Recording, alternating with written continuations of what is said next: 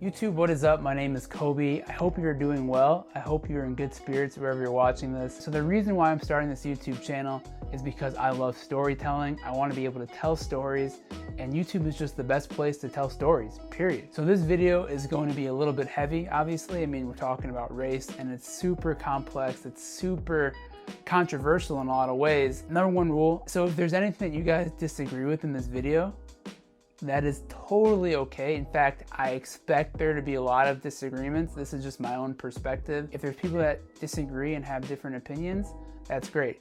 I would love for you to comment and kind of pass on a conversation on the situation, because it's super complex, but it is so important that we have these conversations. Anyways, if you guys do find value or enjoy the video at all, a like would be great. And with that said, let's dive into the video.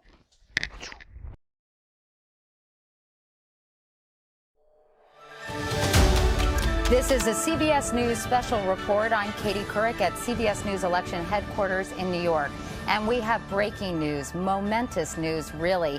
CBS now estimates, because of victories in California, Washington, Oregon, and Hawaii, CBS projects that Senator Barack Obama of Illinois will be the next president of the United States. On the night of November 4th, 2008, a junior United States Senator from Illinois by the name of Barack Hussein Obama defied the odds by winning an election that would have him become the 44th President of the United States of America. While the dramatic rise of an Illinois state senator reaching the highest office in the land in a 4-year time span is a remarkable story on its own, the significance of Obama's victory as the first African American elected president cannot be understated or outshined. For many in this country, both black and white, old enough to remember the time of segregation and grotesque, unequal treatment by the measure of race, the mere idea of a black man as president was something so revolutionary it simply did not seem possible in their lifetime. He represents change, hope,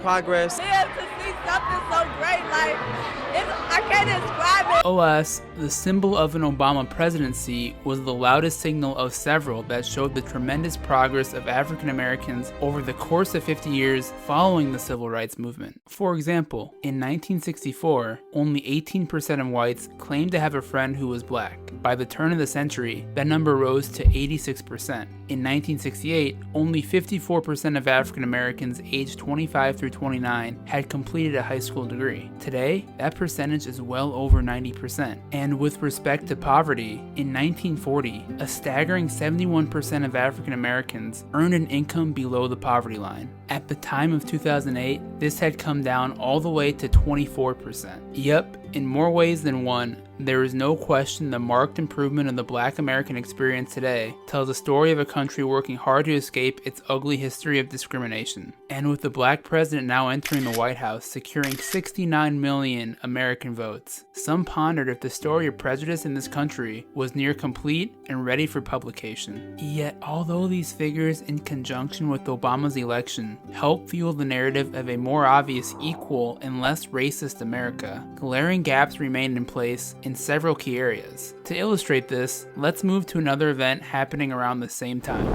The 2008 financial crisis saw the end of economic prosperity in the 2000s decade and threatened the survival of our financial system, due in part to reckless speculative behavior in the housing market on behalf of Wall Street, combined with incompetent regulation from major credit rating agencies. While the federal government and Federal Reserve scrambled to controversially bail out companies too big to fail, the American taxpayers were held hostage to prop up these institutions that caused them severe economic distress in the first place. From the period between the end of 2007 and mid-2009, Americans lost an estimated 25% of their aggregate wealth, thanks to a remarkable housing bubble where lenders were giving out mortgages to anyone with a pulse. Many U.S. homeowners were left to deal with foreclosures or homes sitting at a fraction of its previous worth. But what is rarely spoken of in the countless film adaptations or documentaries made in recent years in the retelling of the subject is the unfortunate racial slang slant the Great Recession had towards minorities in this country. Because despite white people making up 56% of total foreclosures between 2007 and 2009, African Americans were 74% more likely to be foreclosed upon, according to a 2010 report from the Center of Responsible Lending. In addition, the report goes on to detail the disproportionate representation of minorities for subprime mortgages. These types of loans are seen as predatory given their remarkably high interest rate, and even when adjusting for similar risk characteristics between white and black borrowers, African Americans were 30% more likely to be only offered subprime loans. In years following the 2008 crisis, 3 of the largest US banks admitted of this prejudice and paid out settlements for their participation in this discriminatory lending towards people of color. So how did this disparity develop, and why is this the case? Well, I think we need to talk a little bit about systemic racism. Now, I know people might say, Kobe, we know what systemic racism is. We've heard it a million times in the past year. That's true. I've heard a bunch. You probably heard a bunch. But I want to kind of just speak on what I think it means so it can help kind of guide our conversation. To me, I see systemic racism as the institutional discrimination against minorities kind of hidden in the structures and processes of everyday life. Unlike kind of the racism that you see when you see somebody on the street and you say, hey, I don't like you because you're white, or I don't like you because you're Asian, I don't like you because you're black, right? That's kind of overt racism between an individual and individual. Systemic racism can occur without any person being racist. It can just kind of happen without us knowing. And that's what makes it so dangerous, because if you don't have that personal experience or that personal perspective to understand what other people are going through, you may just have it continue in your life without even knowing it's going on. For example, unless confronted with data on household wealth, it is not readily apparent that the average white family today has 11.5 times the wealth of the average black family. In fact, because African Americans have a strong presence in pop culture, particularly sports, music, and fashion, some may not even think a major disparity exists. But if we honestly stop to ask the question why, it may not take long to see the policies of the past that are still impacting today. August 1945, the end of World War II and the validation of American exceptionalism. As the 1930s plagued US citizens like no decade prior, the heroic and victorious efforts of the Allied forces to thwart off Germany and Japan helped greatly with raising the overall self-esteem and confidence of the general American public. Economically, the war had brought many Americans off the breadlines and into the workforce, which secured a record low 1.2% unemployment rate in 1944. And with millions of American soldiers set to return from Europe to be reassimilated into society, the Roosevelt administration was determined to make sure they would come home to an economy that directly benefited veterans. As a result, the Servicemen's Readjustment Act of 1944, better known as the GI Bill, was signed into law by Roosevelt and would undoubtedly change American society forever. In combination with pent-up consumer demand from Americans who saved their money during the war, the GI Bill aligned perfectly to help drive up the massive expansion of the US economy post-World War II. Among the benefits for returning soldiers included tuition-free college, zero down payment mortgages, and unemployment benefits of $20 a week for veterans without a job. By 1947, 49% of colleges were made up of veterans, radically changing the idea that higher education was only meant for the upper elite. On the home front, suburbia exploded, with home ownership going from 40% in 1940 to 60% in 1960. And once the program completed in 1957, 8 million World War II veterans had received some form of education via the GI Bill, and 4.3 million home loans totaling $33 billion were handed out. In terms of its overall impact, there is little doubt among historians on the GI Bill's role to solidify the American middle class and build immense social capital. But of course, there was one problem clear as black and white, because although the GI Bill was technically race neutral in language, it was administered in a way that shut out nearly the entire 1.2 million black Americans that bravely fought in World War II. John Rankin, a brutally racist congressman from Missouri and the chair of the House Veterans Committee, was largely influential in ensuring the GI Bill would be administered by individual states as opposed to at the federal level. You see, as black veterans coming home were likely to carry a strong sense of pride and self-worth, worth that did not match the era's Jim Crow social order, lawmakers both in the North and South were determined to keep the GI Bill's benefits away from the African American community to limit black advancement. Combined with the Federal Housing Administration and the policy of redlining that fueled white flight to suburban communities and legally allowed banks to refuse loans on the basis of skin color alone, the 11.5 to 1 racial wealth gap today is undoubtedly a major consequence of the GI Bill. To paint a picture, while white families were able to purchase homes in the 1950s that have appreciated up to 3,000% today, all while building technical skills via free higher education, black families were forced to live in urban areas where they would rent or purchase homes that only decreased in value over time and were left to menial jobs that paid less and kept them at the bottom of the social hierarchy. But unfortunately, that doesn't come close to the worst imagery of them all. Remember those black veterans I mentioned before? They didn't exactly come home to a hero's welcome. On the contrary, thousands of black veterans who served the country immediately became victims of targeted racial violence. I mean, can you even imagine? A soldier who risked his life fighting for a nation and is desperately trying to prove his patriotism to fellow citizens comes back home to not only be denied access to advancement, but to then be murdered by white supremacists. You might not be able to, but Timothy Hood can, Medgar Evers can, George Dorsey can, J.C. Farmer can, Louis Allen can, and LeMayu Penn can. These are just the names of a few black veterans who lost their lives not to Nazis, but to their fellow Americans. So guys, this is my U.S. history book from high school. I love AP U.S. history. It was my favorite class, actually, one of my favorite classes in high school. But history book didn't teach any of this. You know, the history book didn't teach anything about the GI Bill.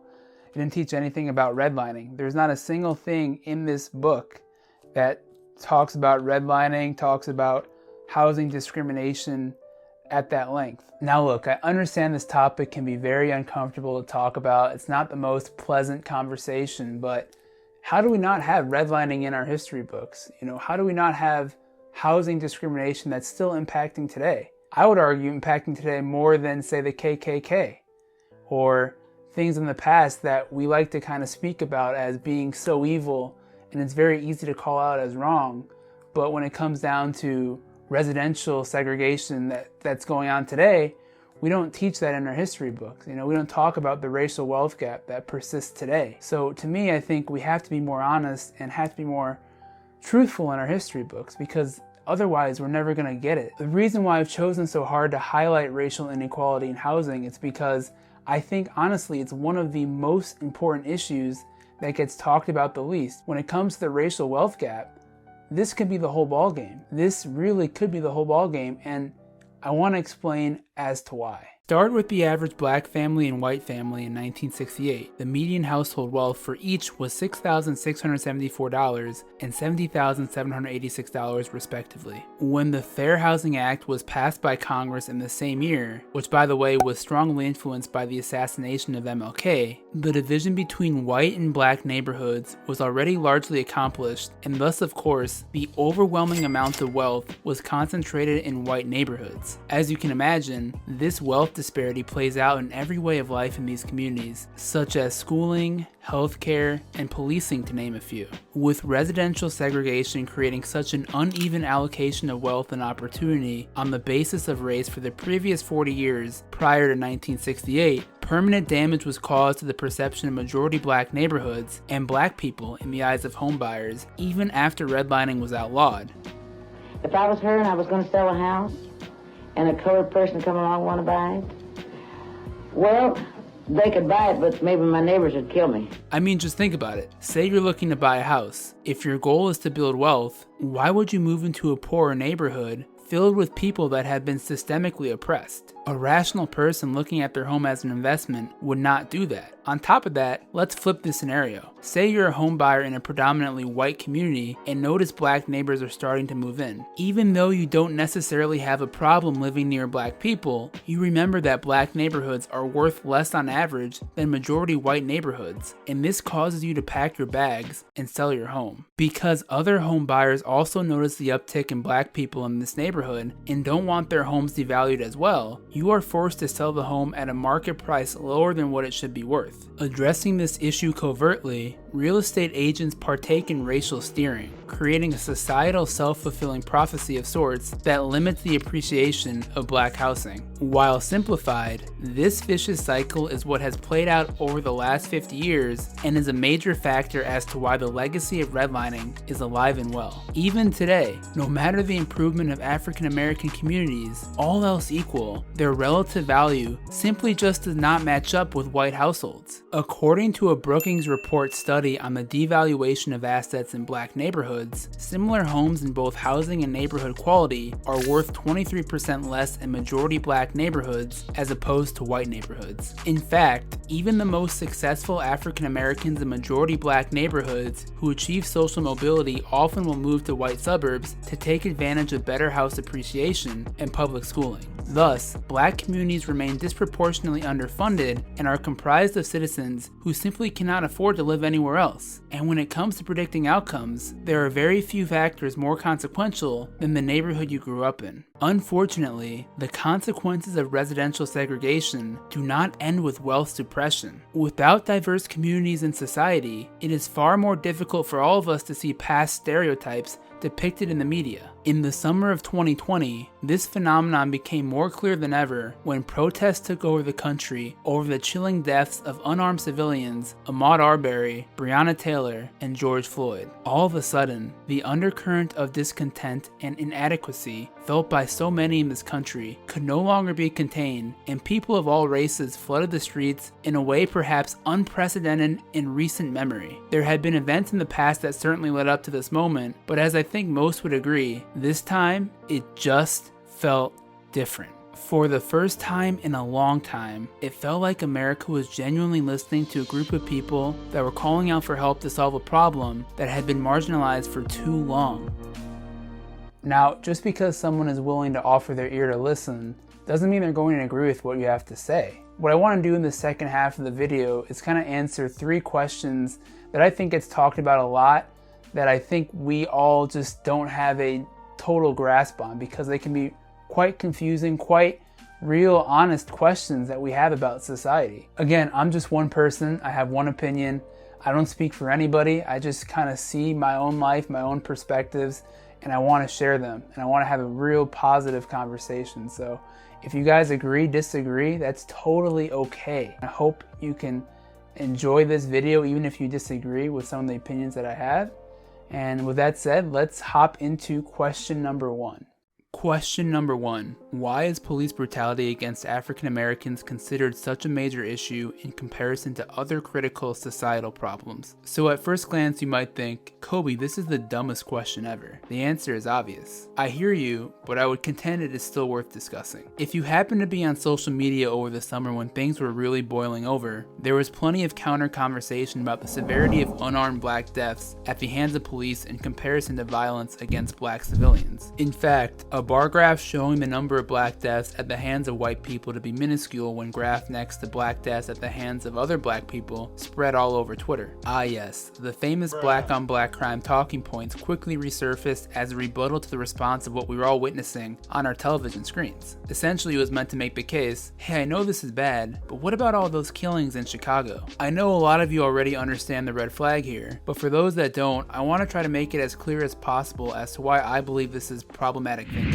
Quick example, I'm a huge college basketball fan, been one my whole life. Every year, ESPN has a 2-week promo in December for the Jimmy V Fund. If you don't know who Jimmy V was, Jim Valvano was the legendary NC State coach who died of cancer in 1993. In the final months before he died, Valvano gave an incredible speech on life and his devotion to the importance of cancer research, not to save himself, but to perhaps save someone else's life in the future. I urge all of you, to enjoy your life, the precious moments you have, to spend each day with some laughter and some thought, to get your emotions going, to be enthusiastic every day. And that screen is flashing up there 30 seconds like I care about that screen right now, huh? I got tumors all over my body. I'm worried about some guy in the back going 30 seconds, huh? And I got one last thing. I've said it before and I'm going to say it again. Cancer can take away all my physical abilities. It cannot touch my mind, it cannot touch my heart, and it cannot touch my soul. And those three things are going to carry on forever. I thank you, and God bless you all.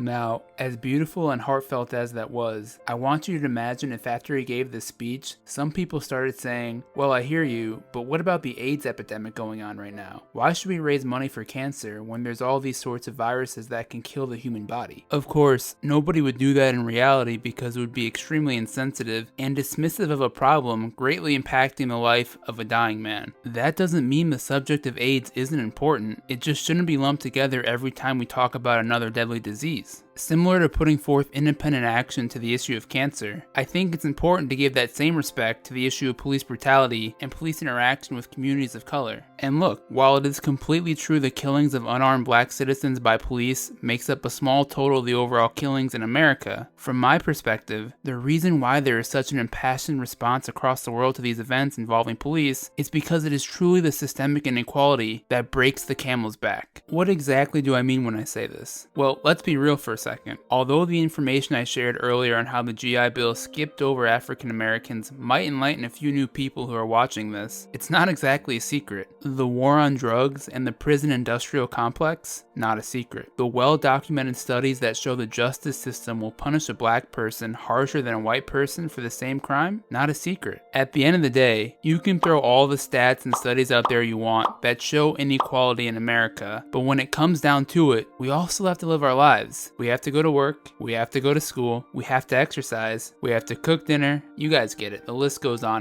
And then after all of that, in the brief moments that we have to ourselves to relax, most of the time we are all too exhausted to do anything about these issues collectively. Full stop. We're just too damn tired from life. However, when you turn on the news and you see a police officer put his knee on the neck of a man and ignore his pleas for help, this raw visualization of systemic inequality in its most potent form is what wakes us all up to get out and say, enough is enough. In hindsight, it truly was a rallying cry among all of us to bring upon change. Just like when a 42-year-old woman decided one day she was not going to give up her seat on a bus in Alabama. Do we really think Rosa Parks and the Montgomery bus boycott was only about the issue of seating on a bus? Of course not. So you see, if your argument is the focus on police brutality is overdone and too narrow, you're missing the point. In reality, the discontent and resentment of systemic racism across a myriad of problems builds over time, and it is a tragic stop what you're doing event like George Floyd that creates a storm that forces us to pause life and stand up for what is right. Question number 2. How can the United States be racist if other minority groups such as Asians come to the country and succeed? Doesn't that mean there is a problem with Black American culture? I think this is a question that is incredibly multi-layered and requires an answer that is nuanced and well-developed. Again, I apologize in advance if this gets a little preachy. We've all heard this before, and perhaps it is an extremely common question because of how natural this thought may be instinctively when you think about race in America. But if I'm being completely honest, I hate this question.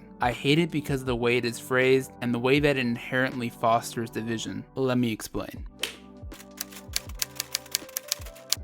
If you're unaware, the history of the model minority trope dates back to the 1960s when the United States was largely predominantly a black and white country. According to the 1960 US Census, 88.6% of the country was white, 10.5% of the country was black, and only 0.5% of the population happened to be Asian. And since we're dealing with percentages, let's also be 100% clear. Asians dealt with a great deal of racism back then, and still do today. But back when civil rights leaders protested for equal rights for African Americans, politicians looking to counter the movement pointed to the much smaller Asian bloc as an example of a minority group doing well for themselves. Focusing on the model minority mantra itself, I also find it to be condescending and disrespectful to all groups and minorities because it essentially implies the majority racial group, in this case white people, carry the moral judgment on how minorities should properly behave. Almost as if minority groups are meant to act like subservient pets and are not equally American in their own right. We don't talk about it enough, but the lack of respect for Asian Americans in this country today remains a major problem. Why exactly are they the least likely minority group to be promoted to management roles in corporate America? Why is it so hard for Asian Americans to break through in Hollywood in roles outside of the classic stereotypes? And why is it hate crimes against Asian Americans are on the rise? Considering these are just a few of many problems Asian Americans face on a daily basis, maybe the model minority label is not meant to be a compliment to Asian Americans after all. Instead, maybe it's a clever way to keep everyone in check and say, hey, Asian Americans don't cause as much trouble protesting racism, why can't you other minority groups do the same? If we can't stand together collectively to fight for everyone, we stand no chance in the long run. Personally, I'll never fall privy to the classic divide and conquer game because I recognize the unique struggles of all groups of people, and I understand how damaging it can be to racialize this idea of culture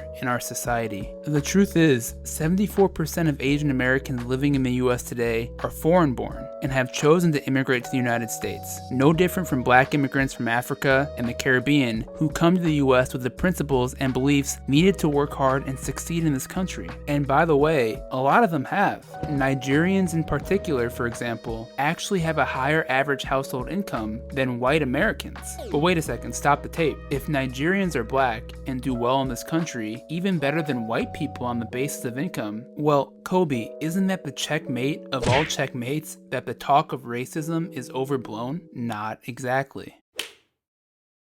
Although blackness by many in the US is never considered past the surface, there is a divide between American-born blacks and foreign-born blacks that rarely gets talked about in the mainstream. Given black immigrants who have immigrated here do not have the same experience as black Americans born and raised here, it shouldn't be a surprise there is a difference in culture and worldview. Unfortunately, while this presents an opportunity to listen and hear from one another, this option is often replaced with talking past each other and not seeing the other's perspective. In the worst case, on one side of the coin, you have foreign-born blacks who struggle to grasp at what they perceive to be an obsession over race and are genuinely confused at foundational black Americans who remain stuck in ghetto culture. On the other side of the coin, foundational black Americans harbor resentment for foreign-born blacks who do not want to be associated with black American culture for the negative stereotypes associated with them, yet at the same time use their blackness to readily take advantage of diversity initiatives in higher education and corporate America. Now, I always want to provide a caveat. This is not how every foreign-born black and American-born black feel about each other. Not by a long shot. In fact, there is a lot of unity between the two groups, but at the same time, there is certainly an element of truth that pokes holes in the idea of the black community being this monolithic group that agrees on every issue. And this actually hits my own home. My mom grew up in Ethiopia, my dad is from Jamaica, but I was born and raised in the US. While I have pride for both my Jamaican and Ethiopian heritage, my parents have raised me as a black American, and nothing comes close to the pride I feel as a black American first and foremost. In my own self-evaluation during this past year, and I've realized more and more the abundance of opportunity offered to myself and my parents who came here for college is due to the black Americans before me who fought for the rights of all people when a lot of people thought that their fight was hopeless. In my opinion, one of the biggest issues we have today is there are too many children, grandchildren, and great-grandchildren of these civil rights leaders that are still getting the short end of the stick. And then when we racialize these problems about black American culture, we are effectively victim blaming instead of recognizing the obvious reasons as to why things are the way they are.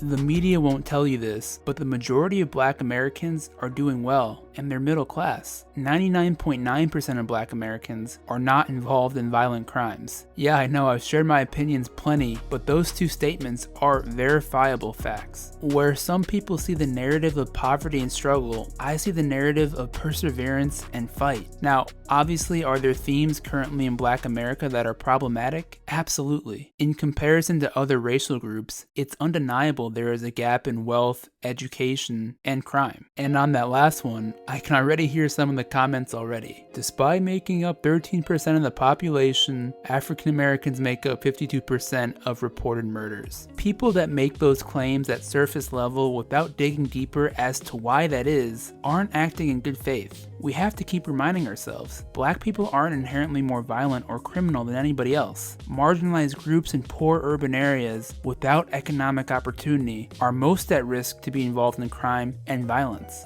In the early 20th century, there was a time when Italian Americans were not considered white and shared the ghettos with black Americans. They faced terrible discrimination. Between 1920 and 1930, the national murder rate rose 78%. Remember Al Capone and the Mafia during the Prohibition era? These were criminal organizations that defied the law and required enforcement by the threat and actual carried out act of murder. While we love to romanticize the Mafia with legendary movies like The Godfather, and don't get me wrong, I'm a huge fan of The Sopranos, huge fan of Boardwalk Empire, we can't forget one of the core reasons why they existed in the first place was because of systemic racism against Italian Americans who couldn't get real high-paying jobs in America.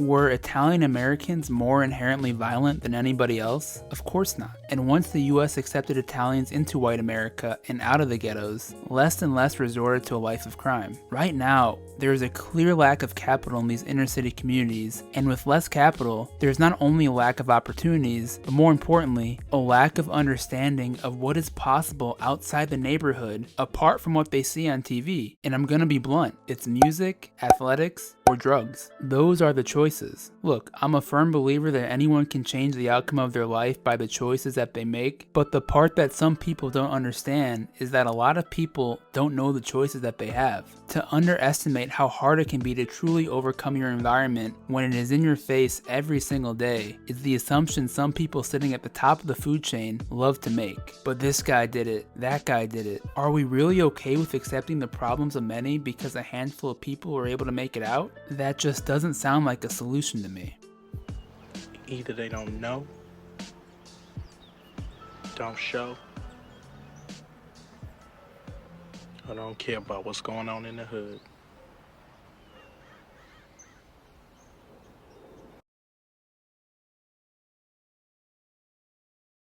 Question number 3. How can I be a part of the solution in 2021? So I'm gonna try to keep this as brief as possible. Going into 2021, we have an amazing opportunity to take what we learned in 2020 and try to really apply it to our lives moving forward. But the $1 million question is, what exactly does that look like? Now, personally, I don't think it means everyone needs to donate all their money, become communists, and drastically make changes to our way of life. On the contrary, I truly believe in America. I love this country with all my heart and really think it is the greatest country in the world despite all its flaws. Yet while it's been great for a lot, it hasn't been great for everyone. Clearly there are blind spots in the system, not just for minorities, but for everyone. Despite everything I've said today, there are actually twice as many white people on welfare than black people in total in 2021. And I'd be lying to you if I didn't recognize my privilege as a black man who grew up middle class and went to college without having to pay any student loans. Talk about irony.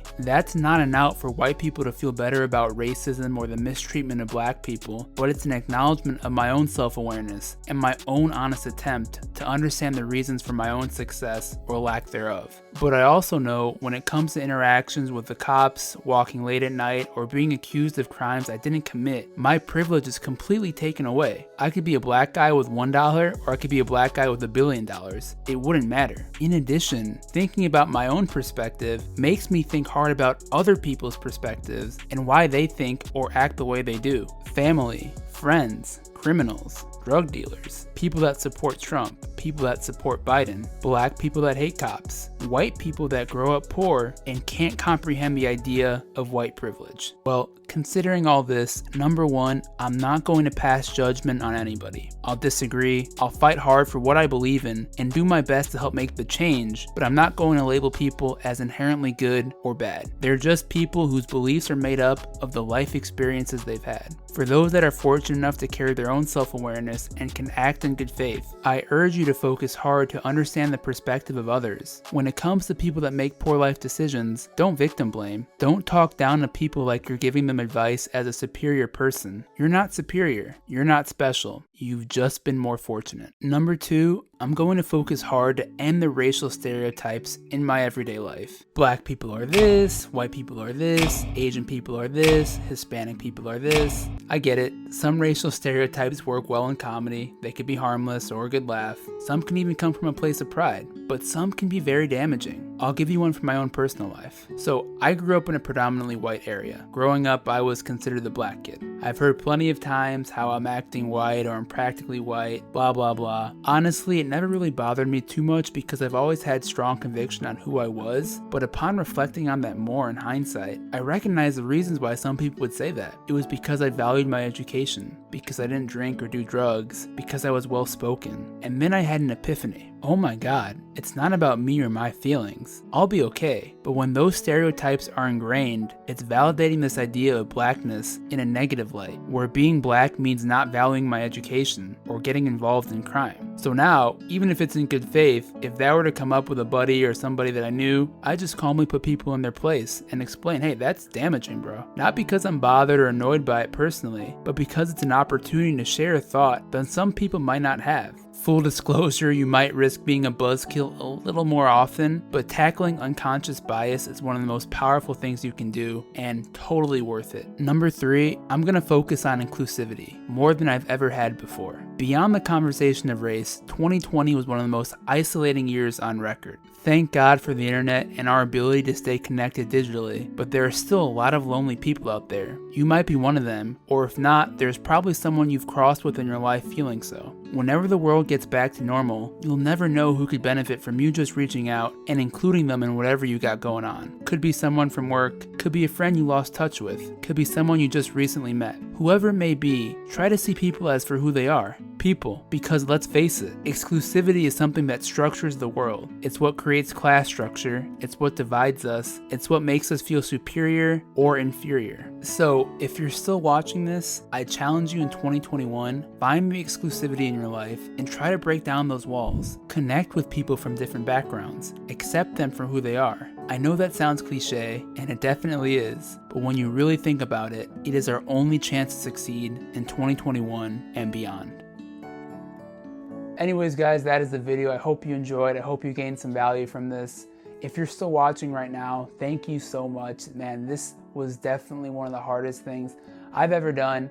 Just getting these thoughts into words, it was just really tough. In terms of content moving forward, guys, I think I want to lean more towards informative content, but kind of more universal. I want this channel to focus on topics that can help out everybody.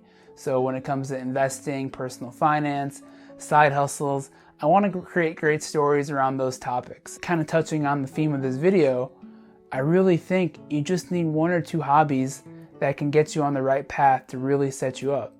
I really do. And that is the goal of my channel, is to get people to get excited about the opportunities in front of them every single day. Anyways, I've spoken long enough. If you enjoyed the video, please make sure to drop a like and give a comment if you're new. Would really appreciate it. With that said, I hope everyone has a beautiful, blessed day or night, or whatever time you're watching this. I'll catch you on the next one. It's been your boy Kobe. Peace.